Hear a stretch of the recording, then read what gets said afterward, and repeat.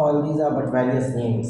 There is but one fact in the universe, and we look at it from various standpoints. The same fact looked at from one standpoint becomes matter, the same one from another standpoint becomes mind. They are not two things. Mistaking the rope for the snake, fear came to a man and made him call somebody else to kill the snake. His nervous system began to shake, his heart began to beat. All these manifestations came from fear, and he discovered it was a rope, and they all vanished. This is what we see in reality. What even the senses see, what we call matter, that too is the real. Only not as we have seen it. The mind which saw the rope and took it for a snake was not under delusion. If it had been, it would not have seen anything. One thing is taken for another, not as something that doesn't exist. What we see here is body, and we take the infinite as matter. We are but seeking that reality. We are never deluded. We always know truth. Only our reading of truth is mistaken at times. You can perceive only one thing at a time. When I see the snake, the rope has vanished entirely. And when I see the rope, the snake has vanished. It must be one thing. When we see the world, how can we see God? Think in your own mind. What is meant by the world is God as seen as all things by our senses. Here you see the snake, the rope is not. When you know the spirit, everything else will vanish. When you see the spirit itself, you see no matter, because that which you call matter is the very thing that is spirit. All these variations are superimposed by our senses. The same sun, reflected by 1,000 little wavelets, will represent to us thousands of little suns. If I am looking at the universe with my senses, I interpret it as matter and force. It is one and many at the same time. The manifold does not destroy the unity. The millions of waves do not destroy the unity of the ocean. It remains the same ocean. When you look at the universe, remember that we can reduce it to matter or to force. If we increase the velocity, the mass decreases. On the other hand, if we can increase the mass and decrease the velocity, we may almost come to a point where all the mass will entirely disappear.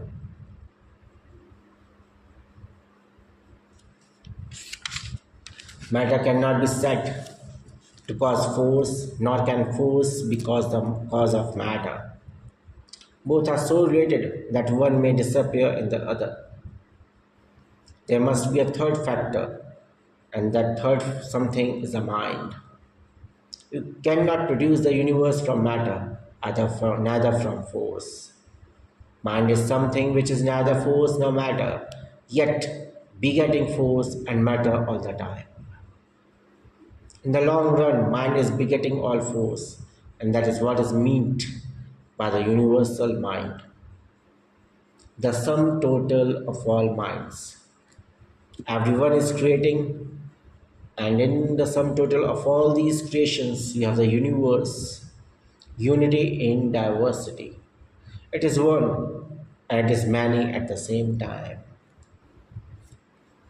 The personal God is only the sum total of all, and yet it is an individual by itself. Just as you are the individual body of which each cell is an individual part itself. Everything that has motion is included in prana or force. It is this prana which is moving the stars, sun, moon. Prana is gravitation. All forces of nature, therefore, must be created by the universal mind. And we, as little bits of mind, are taking out that prana from nature, working it out again in our own nature, moving our bodies and manufacturing our thought. If you think thought cannot be manufactured, stop eating for 20 days and see how you feel. Begin today and count. Even thought is manufactured by food. There is no doubt about it. Control of this prana that is working everything. Control of this prana in the body is called pranayama. We see with our common sense that is the breath that is setting everything in motion. If I stop breathing, I stop. If the breath begins, the body begins to move. What we want to get at is not the breath itself. It is something finer behind the breath. There was once a minister to a great king. The king, displeased with the minister, ordered him to be confined in the top of a very high tower. This was done, and the minister was left there to perish. His wife came to the tower at night and called to her husband. The minister said to her, "No use weeping." He told her to take a little honey, a beetle, a peck of fine thread, a ball of twine, and a rope. She tied the fine thread to one of the legs of a beetle and put honey on the top of its head and let it go with its head up. The beetle slowly crept onwards in the hope of reaching the honey until at last it reached the top of the tower. When the minister grasped the beetle and got possession of the silken thread, then the pack thread, then the stout twine, and lastly of the rope, the minister descended from the tower by means of the rope and made his escape. In this body of ours, the breath motion is the silken thread. By laying hold of it, we grasp the pack thread of the nerve grunts, and from these, the stout twine of our thoughts, and lastly, the rope of prana, controlling which we reach freedom. By the help of things on the material plane, we have to come to finer and finer perceptions. The universe is one, whatever point you touch. All the points are but variations of that one point. Throughout the universe is a unity at bottom. Even through such a gross thing as breath, I can get hold of the spirit itself. By the exercise of breathing, we begin to feel all the movements of the body that we now do not feel. As soon as we begin to feel them, we begin to master them. Thoughts in the germ will open to us and we will be able to get hold of them. Of course, not all of us have the opportunity, nor the will, nor the patience, nor the faith to pursue such a thing. But there is a common sense idea that is of some benefit to everyone. The first benefit is health. 99% of us do not at all breathe properly. We do not inflate the lungs enough. Regularity of breath will purify the body. It quiets the mind. When you are peaceful,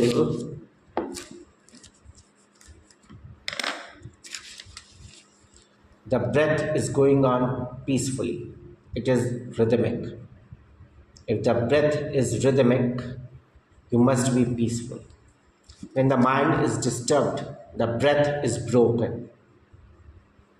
If you can bring the breath into rhythm forcibly by practice, why can you not become peaceful? When you are disturbed, go into the room and close the door. Do not try to control the mind, but go on with rhythmic breathing for 10 minutes. The heart will become peaceful. These are common sense benefits that come to everyone. The others belong to the yogi. Deep breathing exercises are only the first step. There are about 84 postures for various exercises. Some people have taken up this breathing as the whole pursuit of life. They do not do anything without consulting the breath. They are all the time observing in which nostril there is more breath. When it is the right, they will do certain things, and when it is the left, they do other things. When the breath is flowing equally through both nostrils, they will worship. When the breath is coming rhythmically through both nostrils, that is the time to control your mind. By means of the breath, you can make the currents of the body move to any part of the body, just at will. Whenever any part of the body is ill, send the prana to that part, all by the breath. Various other things are done. There are sects who are trying not to breathe at all. They will not do anything that would make them breathe hard. They go into a sort of trance. Scarcely any part of the body functions. The heart almost ceases to beat. Most of these exercises are very dangerous.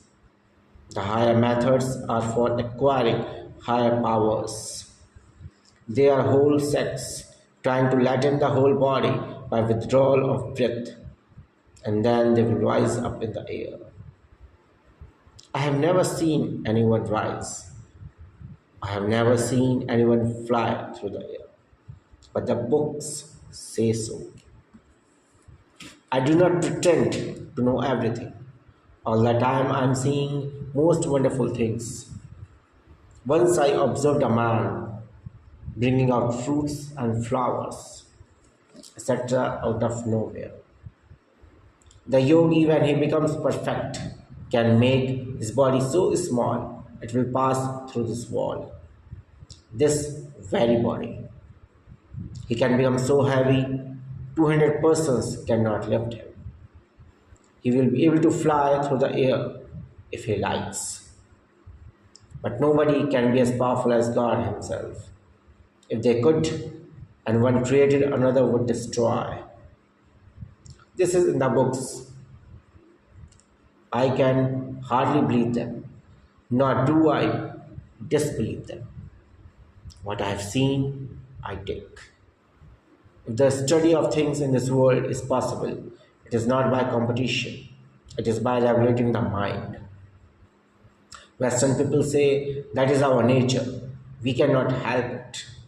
Studying our social problems, you cannot solve them either. In some things, you are worse off than we are. And all these things do not bring the world anywhere at all. The strong take everything, the weak go to the wall. The poor are waiting, the man who will take everything. The poor hate that man. Why?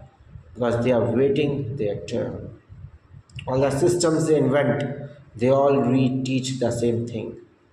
The problem can all be solved in the mind of man. No law will ever make him do what he does not want to do. It is only if man wills to be good that he will be good. All the law and juries cannot make him good. The Almighty Man says, I do not care. The only solution is if we all want to be good, how can that be done? All knowledge is within the mind. Who saw knowledge in the stone or astronomy in the star? It is all in the human being. Let us realize We are the infinite power who put a limit to the power of mind. Let us realize we are all mind. Every drop has the whole of the ocean in it. That is the mind of men, the Indian. Man reflects upon these and wants to bring all out. For himself, he does not care what happens. It will take a great length of time to reach perfection. If it takes 50,000 years, what of that? The very foundation of society, the formation of it, makes that effect. Perfection is only possible if the mind of man is changed. If he, of his own sweet will, changes his mind. And the great difficulty is neither can he force his own mind. You may not believe in all the claims of this Raja Yoga. It is absolutely necessary that every individual can become divine. That is only possible when every individual has absolute mastery over his own thoughts. The thoughts should be all my servants, not my masters. Then only is it possible that evils will vanish. Education is not filling the mind with a lot of facts. Perfecting the instrument and getting complete mastery of my own mind is the ideal of education.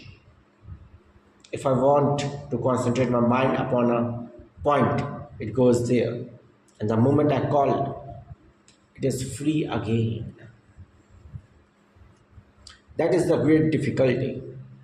By great struggle, we get a certain power of concentration, the power of attachment of the mind to certain things.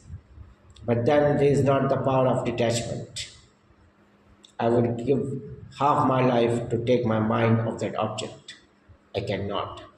It is the power of concentration and attachment, as well as the power of detachment, that we must develop. The man is equally powerful in both. That man has attained manhood. You cannot make him miserable even if the whole universe tumbles about his ears. What books can teach you that? You may read any amount of books, crowd into that child 50,000 words a moment. Teach him all the theories and philosophies. There is only one science that will teach him facts, and that is psychology. And the work begins with control of the breath. Slowly and gradually get into the chambers of the mind and gradually get control of the mind. It is a long, hard struggle. It must not be taken up as something curious. When one wants to do something, he has a plan. Raj Yoga proposes no faith, no belief, no God. If you believe in 2000 gods, you can try that. Why not? But in Raj Yoga, it is impersonal principles. The greatest difficulty is what? We talk and theorize. The vast majority of mankind must deal with things that are concrete. For the dull people cannot see all the highest philosophy. Thus it ends. You may be graduates, all science in the world, but if you have not realized, you must become a baby and learn. If you give them things in the abstract and infinite, they get lost. Give them things a little at a time. You take so many breaths, you do this. They go on, they understand it and find pleasure in it. These are the kindergartens of religion. That is why breathing exercises will be so beneficial. I beg you all not to be merely curious. Practice a few days, and if you do not find any benefit, then come and curse me. The whole universe is a mass of energy, and it is present at every point. One rain is enough for all of us if we know how to get what there is. This having to do is the poison that is killing us. Duty is what pleases slaves. But I am free. What I do is my play. I'm not a slave. I'm having a little fun, that is all. The departed spirits, they are weak, are trying to get vitality from us. Spiritual vitality can be given from one mind to another. The man who gives is the guru. The man who receives is the disciple.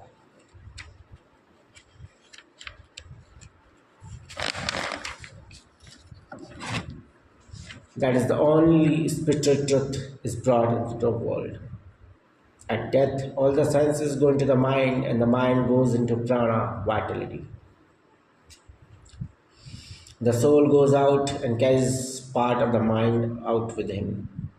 He carries a certain part of the vitality and he carries a certain amount of very fine particle also, as the germ of the spiritual body. The prana cannot exist without some sort of vehicle. It gets lodgment in the thoughts and it will come out again. So you manufacture this new body and new brain. Through that, it will manifest. Departed spirits cannot manufacture a body, and those that are very weak do not remember that they are dead.